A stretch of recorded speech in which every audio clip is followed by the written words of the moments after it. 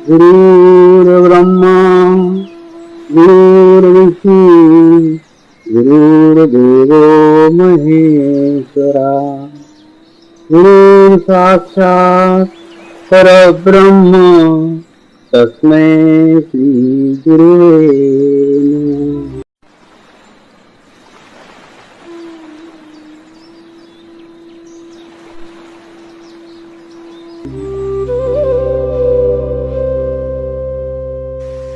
मैं एक पवित्र आत्मा हूं, यानी मैं शरीर नहीं हूं। मैं एक शुद्ध आत्मा हूं। शुद्ध आत्मा केवल परमात्मा है। परमात्मा के सिवा मेरा कोई अस्तित्व नहीं है। मैं परमात्मा मैं हूं। मैं एक पवित्र आत्मा हूं, यानी मैं शरीर नहीं हूं। मैं एक शुद्ध आत्मा हूं। शुद्ध आत्मा केवल परमात्मा है। परमात्मा के सिवा मेरा कोई अस्तित्व नहीं है। मैं परमात्मा मैं हूं। मैं एक पवित्र आत्मा हूं, यानी मैं शरीर नहीं हूं। मैं एक शुद्ध आत्मा हूं। शुद्ध आत्मा केवल परमात्मा है। परमात्मा के सिवा मेरा कोई अस्तित्व नहीं है। मैं परमात्मा मैं हूं।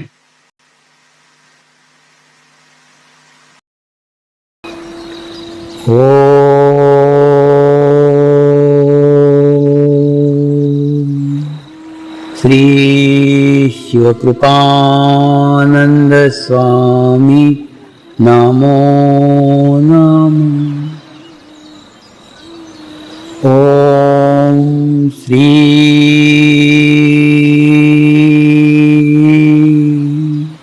शिवकृपानंद स्वामी नमो नमः।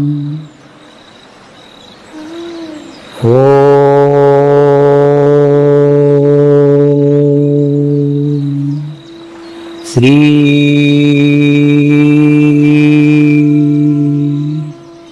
शिवकृपानंद स्वामी नमो नमः।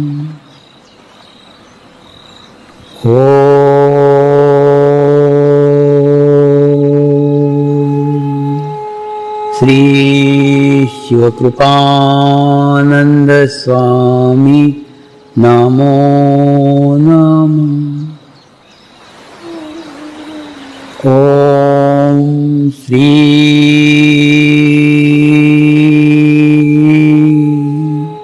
शिवकृपानंद स्वामी नमो नमः।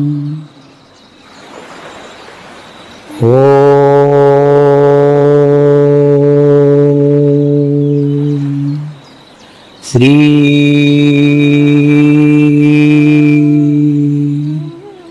शिवकृपानंद स्वामी नमो नमः।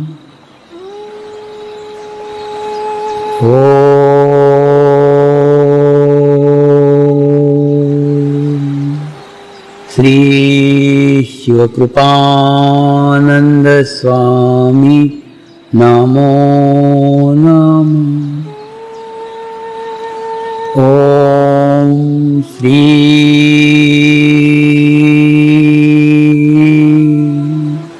शिवकृपानंद स्वामी नमो नमः।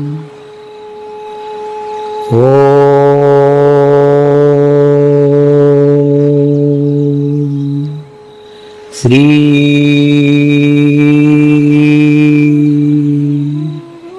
शिवकृपानंद स्वामी नमो नमः। अंतर्मुखी यात्रा प्रारंभ हुई है। अभी आपका चित्त बाहर नहीं भीतर होना चाहिए। अगर शिविर के बाद भी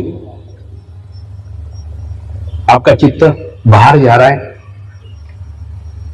आपका चित्त दूसरों के दोषों के ऊपर जा रहा है, तो समझ लो आपकी स्थिति भी रामू भिखारी जैसी है। यानी तुम्हारे कर्मों के कारण तुमको आत्म साक्षात्कार प्राप्त हुआ है, लेकिन आत्म साक्षात्कार का कुछ एहसास नहीं है कि आपको क्या मिला हुआ है। देखो, क्या मिला उसको कोई महत्व नहीं है, उससे भी महत्वपूर्ण है क्या मिला उसका एहसास आपको हो कि आपको क्या मिला है। आत्म साक्षात्कार जन्मों जन्मों की प्रक्रिया के बाद प्राप्त होता है। और इसके अंदर क्या घटना घटित होती बताता हूं। जिसे समझ लो एक गंदे पानी की टंकी है, उस टंकी के अंदर खूब गंदा पानी भरा हुआ है, लेकिन निकलने को रास्ता ही नहीं है, निकलने को मार्ग ही नहीं है। निकलेगा कैसे? तो क्या करता है, सामूहिकता के अंदर सदगुरु उसके अंदर एक छेद कर देता है। उस छोटे से छेद में से आपको आपके अंदर का गंदा पानी धीरे धीरे धीरे धीरे धीरे धीरे धीरे धीरे निकालने का है। ठीक उसी प्रकार से आत्म साक्षात्कार में क्या हुआ? कुछ नहीं हुआ। एक छोटा सा रेशा, एक छोटी सी संवेदना की भाव वो आपके अंदर से गया, सभी चक्रों से गुजरते हुए सहस्रार तक पहुंचा, आपके हाथ में वाइब्रेशंस के रूप में महसूस हुआ। छोटा सा रेशा, उसमें एकदम कुछ नहीं हुआ, एकदम सारा कोई चमत्कारिक नहीं है, इसमें कुछ नहीं ऐसा कि एकदम जादू की फूंक कर दिया कि सब हो गया। ये साधना है, नियमित साधना है। अगर नियमित साधना करोगे तो धीरे धीरे रोज प्रैक्टिस करोगे, रोज थोड़ा थोड़ा थोड़ा थोड़ा थोड़ा थोड़ा, जब जैसे आपकी शक्ति नीचे से लेकर के सहस्त्रार तक आएगी, बाकी सभी चक्रों को वो शक्ति देगी, सभी चक्रों को वो ऊर्जा देगी। ऊर्जा देने के बाद में आपके सभी चक्र अच्छे हो जाएंगे, और जब सभी चक्र अच्छे हो जाएंगे तो आपकी सभी नाड़ियां शुद्ध हो जाएगी। सभी नाड़ियां शुद्ध हो जाएगी तो क्या होगा? उसके बाद में आपके जीवन के सभी समस्याएं, सभी प्रॉब्लम दूर होंगे। जीवन की सारी समस्याएं, मेरे शब्दों को समझना थोड़ा, जीवन की सारी समस्याएं, सारी बीमारियां, सब कुछ इन्हीं चक्रों से संबंधित है। अगर आपके ये चक्र अच्छे हो गए, आपकी नाड़ियां अच्छी हो गई, तो आप एक संतुलित व्यक्ति हो जाएंगे, आप एक बैलेंस व्यक्ति हो जाएंगे।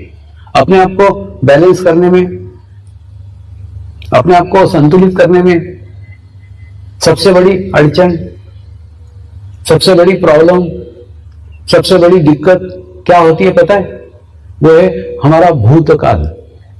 भूतकाल की बातें, भूतकाल की आई हुई घटनाएं, भूतकाल में आए हुए बुरे व्यक्ति, भूतकाल में आई हुई बुरी घटनाएं हमको जितनी बार बार याद आती है, उतनी अच्छी घटनाएं याद नहीं आती। अब आपके जीवन का निरीक्षण करो तो आपको बुरी बुरी घटनाएं इतने पहले पहले की, इतने पहले पहले की याद आएगी। कुछ याद आती है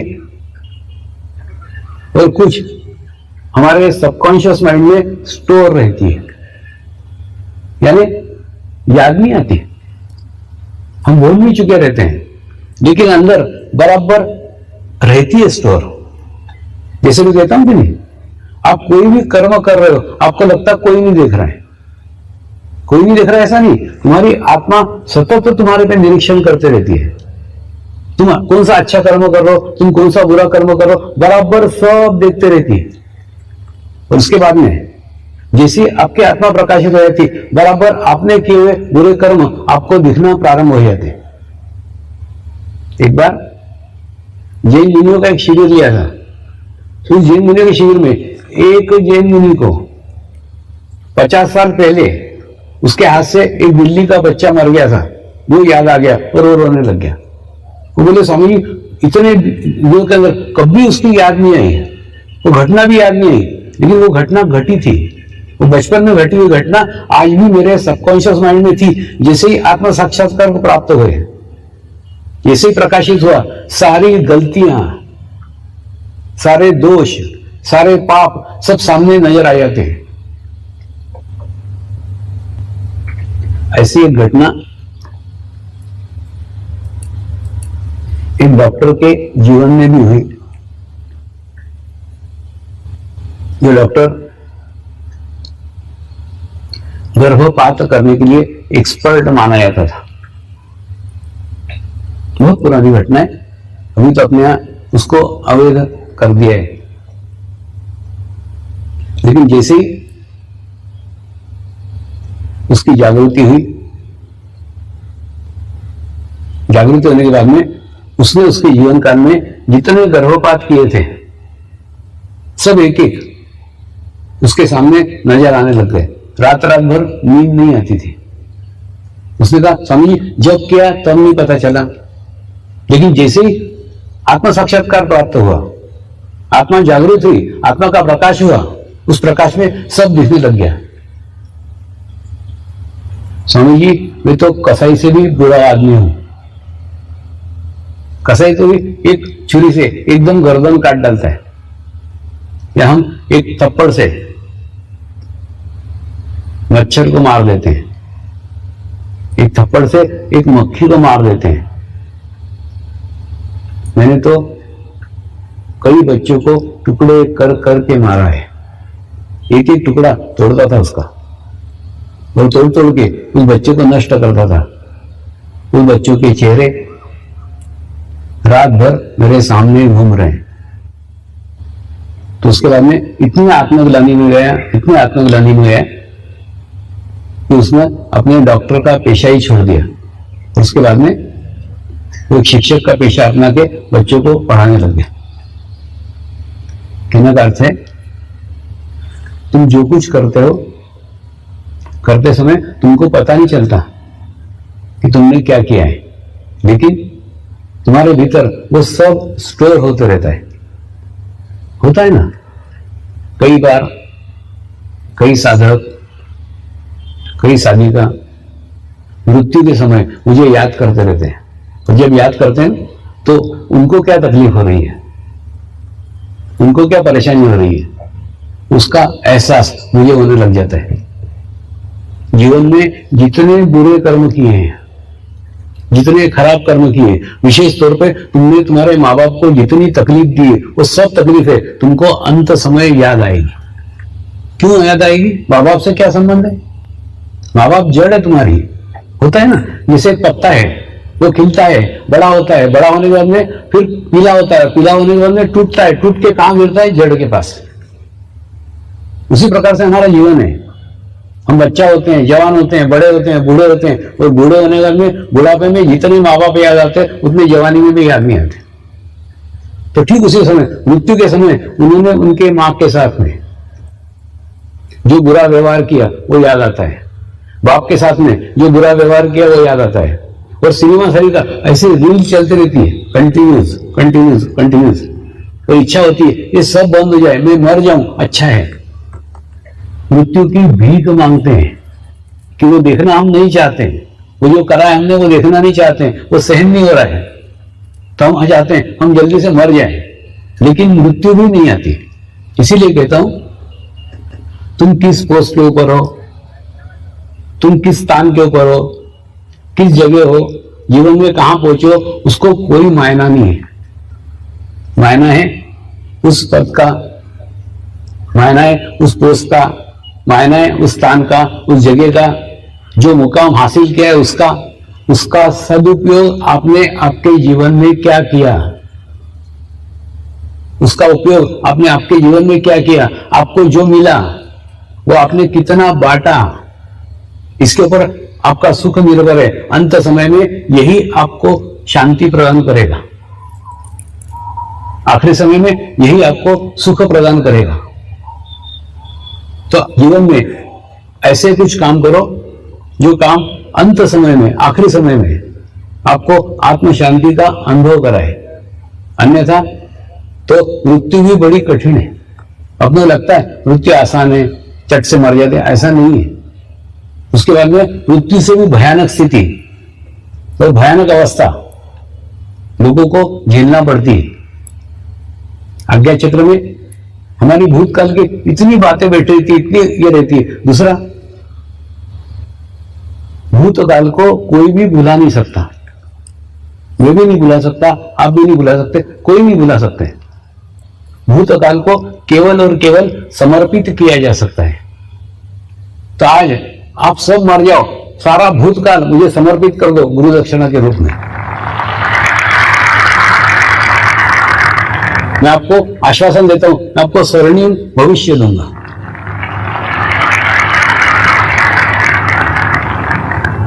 कल बुद्ध पूर्णिमा है।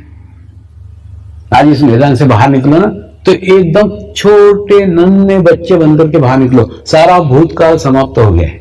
छोटा सा बच्चा रहता है कि नहीं, उस बच्चे का कोई भूतकाल नहीं रहता है, कुछ पीछे के कुछ नहीं रहता है उसका, एकदम शुद्ध पवित्र निर्मल रहता है। ऐसे बनकर के कल के पूर्णिमा के उत्सव में शामिल हो। कल की बुद्ध पूर्णिमा है, एक महत्वपूर्ण दिन। उस दिन के अंदर उसके ध्यान में है। आप इस भूतकाल के साथ शामिल मत हो कि भूतकाल आज गुरु दक्षिणा में दे दो। कोई भी ज्ञान, कोई भी नॉलेज हम किसी से ग्रहण करते हैं, तो ग्रहण करने के बाद में हमको हमारा भाव गुरु दक्षिणा के रूप में देना पड़ता है। तो आपको भी गुरु दक्षिणा के रूप में देना होगा। आप आपका भूतकाल मुझे समर्पित कर दो, आपकी बीमारियां मुझे समर्पित कर दो, आपके दोष मुझे समर्पित कर दो, और एकदम शुद्ध पवित्र होकर के कल के कार्यक्रम में आओ।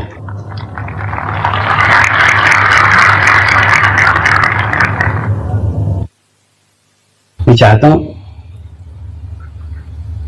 कल से आपके जीवन की नई शुरुआत हो, नया स्टार्ट हो। कई बातें हम हमारे जीवन में अज्ञानतावश करते रहते हैं। अज्ञानतावश है, हमको पता नहीं है इसलिए हम करते हैं। उसमें का एक प्रकार है उपवास। उपवास जो करते हैं कि उपवास भी अज्ञानतावश करते हैं। उपवास होना चाहिए, उपवास किया नहीं जाता। हम तो उपवास करते हैं, महाशिवरात्रि कब आने वाली है, पहले कैलेंडर में देख के रखते हैं उस दिन क्या क्या बनेगा। मानी ज्यादा बातें खाने की, खाने में ज्यादा चित्त। ऐसा थोड़ी है। उपवास का अर्थ है तुम परमात्मा के इसमें इतने लीन हो जाओ, इतने लीन हो जाओ कि तुमको भूख लगेगी नहीं, तुमको खाने की याद ही नहीं आए। ये उपवास है। जानबूझ करके अन्न का त्याग उपवास थोड़ी है। अब कल्पना करो ना, तुम तुम्हारे माँ को बोलो, माँ तेरे नाम पे मैं उपवास कर रही हूं आज। माँ को कितना अच्छा लगेगा? नहीं अच्छा लगेगा। तुम तुम्हारे बाप को बोलो कि तेरे नाम पे मैं कल उपवास करने वाला हूं, वो बेचारा वो ऐसे आधा हो जाएगा। तो कहने का मतलब परमेश्वर तुम्हारा बाप और तुम्हारी माँ है, उसके नाम पे क्या उपवास करते हो? उपवास करना है तो तुम्हारी इच्छा है नहीं खाने की, मत खाओ। लेकिन भगवान के क्यों दुख दे रहे हो? भगवान को क्यों परेशान करो? उसके नाम पे क्यों उपवास कर रहे हो? संत ज्ञानेश्वर ने कहा है, योगी ने खूब खाना भी नहीं चाहिए, उपवास करना नहीं चाहिए, मध्य मार्ग में रहो, बीच में रहो।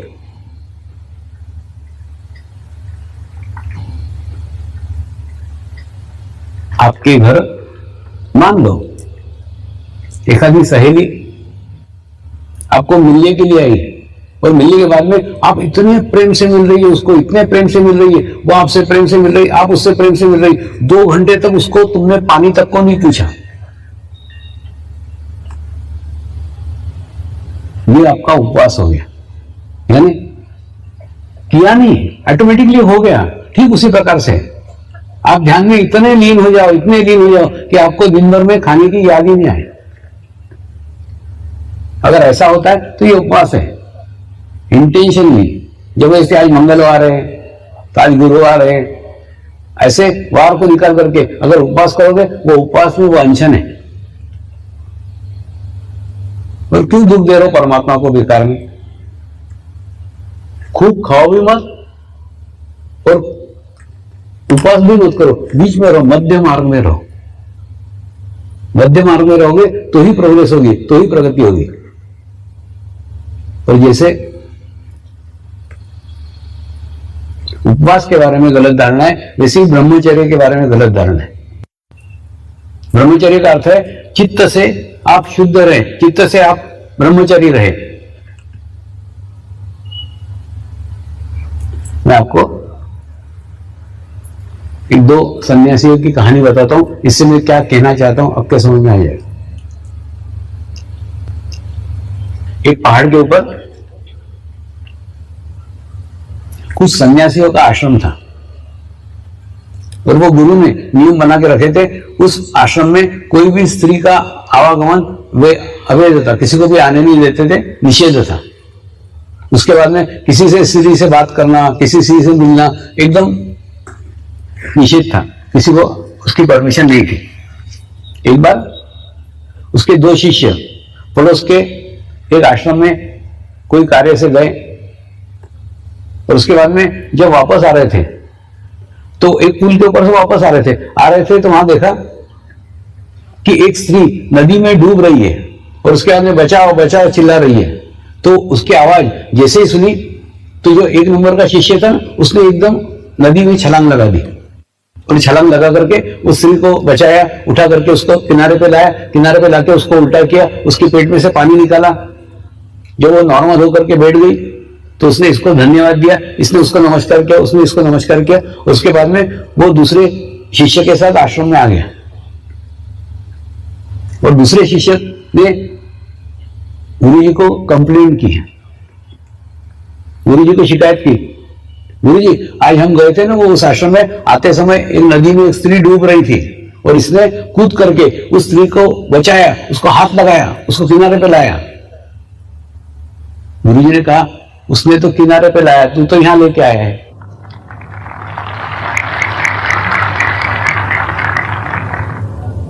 कहने का अर्थ है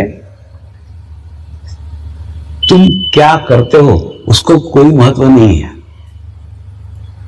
तुम्हारा चित्त कहां है इसको महत्व है। तो ब्रह्मचर्य यानी वीर्य नियमन नहीं है, ब्रह्मचर्य चित्त से होता है। वास्तव में जो कुछ बताया गया था ना वो सब कुछ सही था, लेकिन उसको इतना अतिरंजित कर दिया है कि उसका भावार्थ ही समाप्त हो गया। वास्तव में क्या है, आपकी शक्ति नीचे नहीं जाए, मूलाधार पे नहीं जाए और आपके अंदर वासना नहीं उठे, इसलिए आपको बताया कि आप अपवर्ड रहो। तो जैसे ही आप ध्यान करोगे, मेडिटेशन करोगे, ऑटोमेटिकली शक्ति अपवर्ड रहेगी तो नीचे जाएगी नहीं, तो वासना उठने का प्रश्न ही नहीं आता। ब्रह्मचर्य का नियमन ऐसे ही हो जाएगा, उसको करना नहीं पड़ेगा, करने के लिए प्रयास नहीं करना पड़ेंगे, कोई प्रयत्न नहीं करना पड़ेगा, नैसर्गिक रूप से हो जाएगा। दूसरा, हमारे जीवन में हमारी प्रगति के अंदर सबसे बड़ी बाधा हमारा भूतकाल है। भूतकाल है प्रत्येक व्यक्ति का कुछ ना कुछ खराब हुआ ही होगा ना। अब जैसे मैं इतना बड़ा 65 साल का हूं तो आकाश से टपका के एकदम 65 साल का नहीं, मैंने मेरे जीवन के कुछ ऊंची नीच देखे होंगे, अच्छे बुरे देखे होंगे, कुछ मेरे भी पास वाले, मेरे भी करीब वालों की मृत्यु हुई होगी, सब कुछ हुआ होगा ना। लेकिन ये सब कुछ लेकर के अगर हम चढ़ने का प्रयास करेंगे, ये सब कुछ यादें रख करके अगर हम प्रोग्रेस का सोचेंगे, आगे बढ़ने की कोशिश करेंगे, तो ये सब बातें हमारे रास्ते की रुकावट बनेगी, है ना। बात गई रात गई, तो उस दिन के बाद में उसको छोड़ जाना, उसको भूल जाओ, आगे बढ़ो। मरने वालों के साथ मारा नहीं जाता। तो कहने का मतलब वो हो गया, खूब ज्यादा हुआ ना, होता है कई बार। मैंने कोई एकदम अपना पास वाला, एकदम करीब वाला की मृत्यु हो जाती है, अपने को बहुत बुरा लगता है, अपन भी दुखी हो जाते हैं। ऐसे समय क्या करने का, क्या रास्ता, वो भी बताता हूं। कुछ नहीं, आप एक अच्छा दिया जलाओ, दिया जलाने के बाद में खूब शांत चित्त बैठ करके उसके आत्मा के प्रगति के लिए प्रार्थना करो, उसके आत्मा को शांति मिले इसलिए प्रार्थना करो, खूब शांत मन से पहले ध्यान करो। ध्यान करके जब अच्छी स्थिति में जाओ तो उसके लिए प्रार्थना करो, उसके लिए प्रेयर करो। और प्रेयर करने के बाद में आपको इतना अच्छा लगेगा, आप उस दुख में से बाहर आ जाएंगे। उसके दो कारण हैं। एक कारण है कि जितना सर्वश्रेष्ठ योगदान जितना सर्वश्रेष्ठ मदद, जितनी सर्वश्रेष्ठ सहायता आप उस आत्मा के लिए कर सकते थे, उतनी आपने कर दी। उन आत्माओं को क्या करना चाहिए? उनके लिए प्रार्थना करना पड़ती है, प्रेयर करना पड़ती है। उतनी प्रार्थना भर करो, लेकिन पूर्ण भाव से करो, पूर्ण मन से करो, पूर्ण एकाग्रता से करो। तो करने के बाद में जो तुमको सर्वश्रेष्ठ करना था वो सब कुछ तुमने कर दिया, और उसके बाद में तुमको भी एक समाधान मिलता है कि जितना मेरे हाथ में था, जितना मैं कर सकता था, उतना पूर्ण भाव से किया है, पूरा मन से किया है। अब करने के लिए मेरे पास कुछ अधिक नहीं है, इससे अधिक मैं कुछ भी नहीं कर सकता। और उसके बाद में आप उस दुख में से बाहर आ जाएंगे, क्योंकि जो कुछ करना चाहते थे वो पूरे एकाग्रता के साथ, आपकी पूर्ण शक्ति के साथ, पूर्ण अपनी हैसियत के साथ किया है, तो आप उस दुख में से बाहर आएंगे। ऐसा कभी भी हो ना तो ये प्रयोग अवश्य करना, लेकिन पूर्ण भाव के साथ करना। जितने भाव से करोगे ना उतने जल्दी उस दुख में से बाहर आने को आपको अच्छा लगेगा। दूसरा, भूतकाल की बात चल रही थी, तो एक समझ में एक छिपकली है, वो छिपकली ऊपर की ओर चढ़ने का कोशिश कर रही, चढ़ने का प्रयास कर रही है। उस छिपकली की पूंछ टूटी हुई है, और टूटी हुई पूंछ केवल एक जगह से, केवल एक स्थान से उस छिपकली के साथ जुड़ी हुई है, और वो कोई काम की नहीं है, वो कभी भी जिंदगी में उसके साथ जुड़ नहीं सकती है। लेकिन ऐसी टूटी हुई पूंछ को लेके वो छिपकली ऊपर चढ़ने का प्रयास करते रहती है, प्रयत्न करती रहती है। उस टूटे हुए भाग के साथ, टूटे हुए संबंध के साथ उसका जीवन तो कुछ भी संबंध नहीं होता। यानी वो टूटा हुआ भाग उसके चढ़ने में कोई सहायता नहीं कर सकता, कोई मदद नहीं कर सकता, वो उसके ऊपर बोझ रहता है। लेकिन वो बोझ को खींच करके वो धीरे धीरे धीरे धीरे धीरे धीरे ऊपर चढ़ने का कोशिश करती है। लेकिन वही छिपकली अगर उस भाग को छोड़ दे, उस भाग को निकाल दे, तो उसके ही चढ़ने में आसानी है। ठीक इसी प्रकार से हम क्या करते हैं, हमारे भूतकाल का बोझ, भूतकाल के व्यक्ति, भूतकाल की घटनाएं अपने सबकॉन्शियस में लेके दिन भर बैठे रहते हैं, और उसके बाद में उसका बोझ लेकर के, उसका वजन लेकर के चढ़ने का कोशिश करते रहते हैं, और हमें हमारे जीवन को दुख में, तकलीफ में, परेशान में कर लेते हैं। उसके लिए दूसरा कोई कुछ नहीं कर सकता। इसका रास्ता, इसका मार्ग आपके। प्रार्थना करेंगे, हे परमात्मा, हम सभी पवित्र आत्माएं आपको हृदय से प्रार्थना करते हैं कि सारे विश्व में शांति हो, सारे विश्व के आत्माओं की आध्यात्मिक उन्नति हो, एवं सर्वांगीण उन्नति हो। यही हम सब आत्माओं की शुद्ध इच्छा है।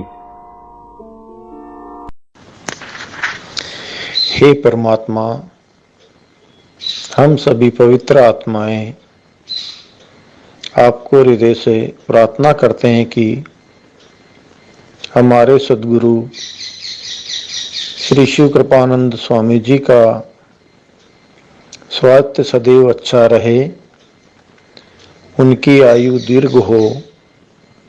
यही हम सब आत्माओं की शुद्ध प्रार्थना है, शुद्ध प्रार्थना है, शुद्ध प्रार्थना है। शांति पाठ करेंगे। ओम ध्यो शांति अंतरिक्ष गुम शांति पृथ्वी शांति रापः शांति औषधयः शांति वनस्पतयः शांति विश्वे देवाः शांति ब्रह्म शांति सर्वगम शांति शांति एव शांति सामा शांति एधि ओम शांति शांति शांति सर्व इष्टसु शांति भवतु।